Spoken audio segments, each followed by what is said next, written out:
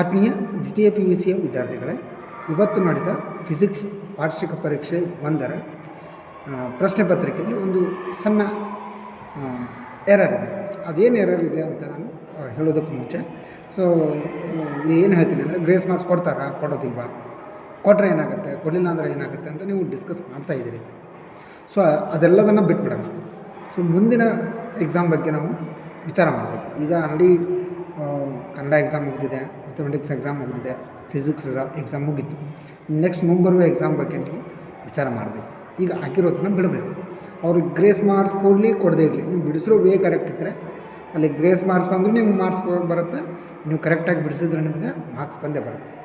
ಈಗ ಕೊಡ್ತಾರೋ ಕೊಡೋದಿಲ್ವ ಅನ್ನೋದನ್ನು ನೀವು ವಿಚಾರ ಮಾಡ್ತಾ ಕೂತ್ರೆ ಮುಂದಿನ ಎಕ್ಸಾಮ್ ಏನು ನೀವು ಪ್ರಿಪೇರ್ ಆಗಬೇಕಂತ ಇದ್ದೀರಿ, ಅದನ್ನು ನೀವು ಪ್ರಿಪೇರ್ ಮಾಡೋಕ್ಕೆ ಇರೋ ಟೈಮ್ನ ನೀವು ಕಳ್ಕೊತಾ ಹೋಗ್ತೀರಿ. ಆ ಕಾರಣಕ್ಕೆ ಗ್ರೇಸ್ ಬರುತ್ತಾ ಬರೋದಿಲ್ವ ಅನ್ನೋದನ್ನು ಬಿಟ್ಬಿಡಿ. ನೆಕ್ಸ್ಟ್ ಎಕ್ಸಾಮ್ ಬಗ್ಗೆ ಪ್ರಿಪರೇಷನ್ ಬಗ್ಗೆ ಕಾನ್ಸಂಟ್ರೇಟ್ ಮಾಡಿರಿ. ಹಾಗಾದರೆ ಆ ಸ್ಮಾಲ್ ಎರರ್ ಏನು ಅನ್ನೋದನ್ನು ನೋಡೋಣ. ನ್ಯೂಮರಿಕಲ್ ಪಾರ್ಟಲ್ಲಿ 42ನೇ ಪ್ರಶ್ನೆ, ಅಲ್ಲಿ surface charge density of 16 micro centimetre fur metre square ಅಂತ ಕೊಟ್ಟಾರೆ. ಆ್ಯಕ್ಚುಲಿ ಅದೇನಾಗಬೇಕಾಗಿತ್ತು ಅಂದರೆ 16 micro coulomb fur metre square ಅಂತ ಆಗಬೇಕಾಗಿತ್ತು ಅಷ್ಟೇ. ಆದರೆ ಅಲ್ಲಿ ಕ್ಲಿಯರಾಗಿ ಕ್ವಶನಲ್ಲಿ ಗೊತ್ತಾಗುತ್ತೆ, ಅಂದರೆ surface charge density. Charge density ಅಂತ ಕೊಟ್ಟಿದ್ದಾರೆ ಅಂದರೆ ಅದ್ರ ಯೂನಿಟ್ ನಿಮ್ಗೆ ಆಲ್ರೆಡಿ ಗೊತ್ತಿರುತ್ತೆ. ಹೀಗಾಗಿ ನೀವು ಅಲ್ಲಿ ಅದು ಕ್ಯಾಪಿಟಲ್ ಸಿ ಕೊಡೋ ಬದಲು ಸ್ಮಾಲ್ ಸಿ ಅಂತ ಆಗಿದೆ ಅಷ್ಟೇ. ಅವರು ಗ್ರೇಸ್ ಮಾರ್ಕ್ಸ್ ಕೊಡ್ತಾರೋ ಕೊಡೋದಿಲ್ವೋ ಅನ್ನೋದನ್ನು ನೀವು ಕಾಯಬೇಕು.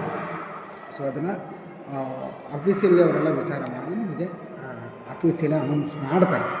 ಇದಕ್ಕೆ ನೀವು ಗ್ರೇಸ್ ಮಾರ್ಕ್ಸ್ ಕೊಡಲೇಬೇಕು ಅಂತೂ ಏನಿಲ್ಲ, ಗ್ರೇಸ್ ಮಾರ್ಕ್ಸ್ ಕೊಡಲಿಲ್ಲ ಅಂತಂದ್ರೂ ಅದು ಏನಿಲ್ಲ. ಯಾಕಂದರೆ ಅದು ಅಂಡರ್ಸ್ಟುಡ್, ಇಲ್ಲಿ ಕ್ವಶನ್ ಒಳಗಡೆ ಐತದೆ ಸರ್ಫೇಸ್ ಚಾರ್ಜ್ ಡೆನ್ಸಿಟಿ ಅಂತ ವರ್ಡ್ ಹಾಕಿದ್ದಾರೆ ಅಂದರೆ ನೀವು ಅಲ್ಲಿ ಅದು ಅಂಡರ್ಸ್ಟುಡ್.